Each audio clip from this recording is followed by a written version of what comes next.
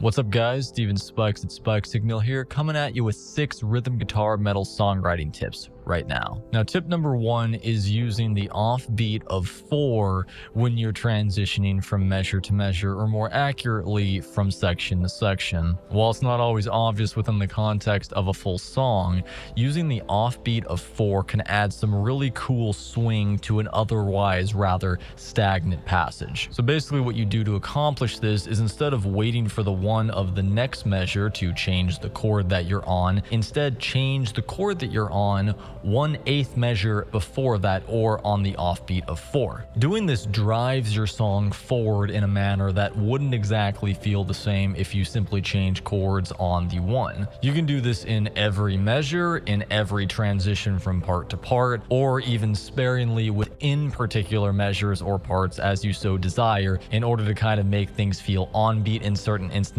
but offbeat in others for some really nice variation. Tip number 2 is adding a different timbre to the note you're playing by palm muting versus not palm muting strategically within the course of a passage. There might be instances when you are soloing or doing rhythm, really applies to both lead and rhythm guitar, where you want to change up the feel of a particular line, but due to what's going on, say in the bass if you're playing rhythm guitar, changing the note you're on just isn't really that appropriate sounding. One way to add some variation and intrigue to what you're playing, while at the same time staying within the bounds of what you need to be doing to make sure that the rhythm guitar and the bass cleanly line up with each other, is to simply employ or disengage a palm mute. For example, if you needed to transition into a more subdued part of a line while staying on the same note or chord that you were already on prior, what you'd want to do is remain on that note or that chord, but start playing it with some palm mutation. And that might seem fairly simple, but when you're playing a line that's a little more intricate, it may not be obvious that you can make things sound good by staying on the same note you're already on, but giving that transitional sound by adding a palm mute. Likewise, if you're going in the opposite direction, if you're playing a certain line that's rather rhythmic in nature but still not just hanging out on a single chord, and you need to amp up the intensity of that song, what you do is disengage the palm mute. This allows you to stay on whatever mode or implied chord you need to stay on without making things sound boring because you don't change the timbre of the guitar. Tip number 3 is, don't be afraid to add in some additional rhythm guitar when you need to change the lead guitar up when you're playing a lead line. Now this might seem rather specific, and that's because I found it in a specific scenario that warranted this approach. I was transcribing a song that was originally located in the key of A minor in E standard, but because my guitar is in C standard and I still wanted to play the song in the proper key, I had to get a little bit creative with how I was going to finger the notes, because as the notes were originally written, it wouldn't really have been possible in my tuning. The line involved hanging out on the A string in E standard tuning, while at the same time in the open position, alternating between higher notes and basically just taking advantage of a lot of open strings higher and lower up on the fretboard that wasn't possible for me to do with any kind of ease that the tuning was in. So what I ended up needing to do was essentially rewriting the lead lines to all take place on the higher strings, while adding in an entirely new rhythmic line to fill out space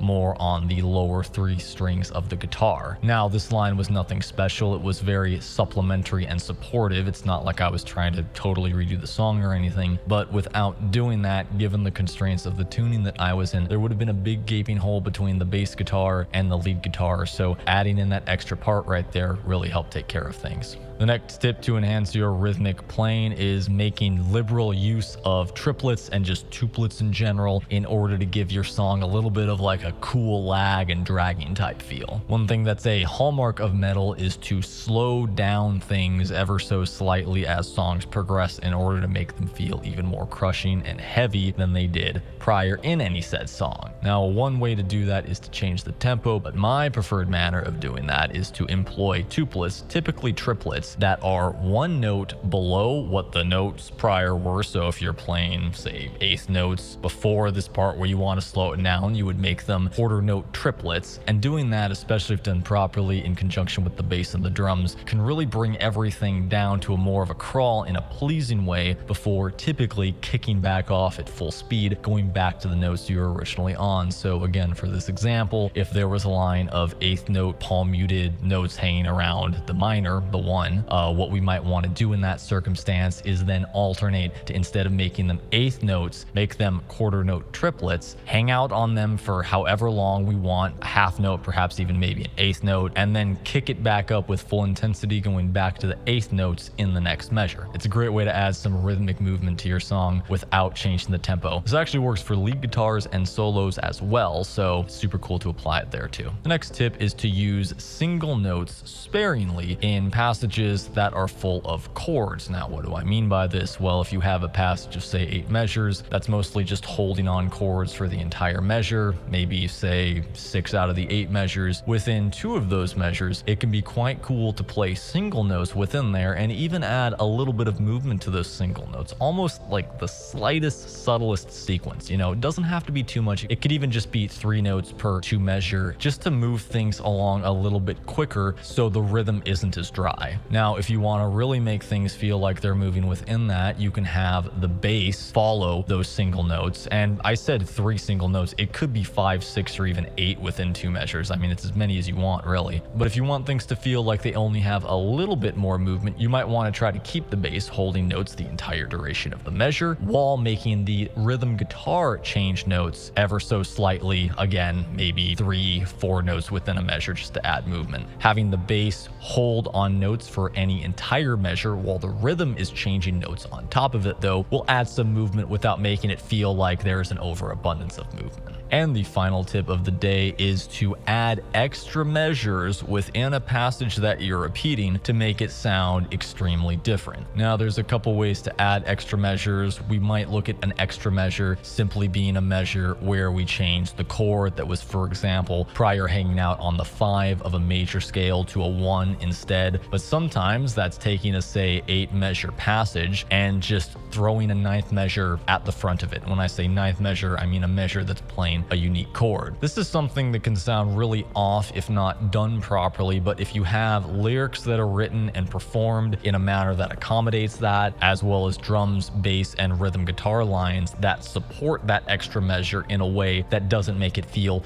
displaced from the 8 original measures in this 9 measure example, it can be a really cool thing that almost can make an entirely repeated passage sound different with the addition of this extra measure. This can be especially galvanized if, like I said before, in that measure you're playing a chord that is unique. So for example, if you have a passage of 8 measures that doesn't ever go to the 1 of the major scale, throwing in a measure, a 9th measure, a totally new measure in addition to those 8 measures that starts on the 1 can give the whole passage an extremely and unique major uplifting sound when compared to the prior repeat earlier in the song that was only 8 measures. It's a really cool and arguably simple effect that makes a repeated part sound fresh. I hope you all enjoyed that and got something out of it. If you could give me a like and a subscribe, I would really appreciate that. This has been Steven Spikes at Spike Signal, and I'll see ya.